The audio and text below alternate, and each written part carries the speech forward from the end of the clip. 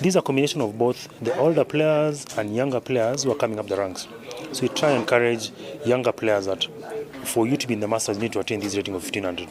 So they're working hard, and you can see in the field here, we have a couple of youngsters. Trying to grow the game in terms of bringing in new people. Originally, this game has been played mostly by the old people. You know, unlike these other sports, Scrabble gives you that chance to play over a very long time. So if you start playing it early, then you have a very long time. You can play it even up to, we have people as old as 70 that are still playing.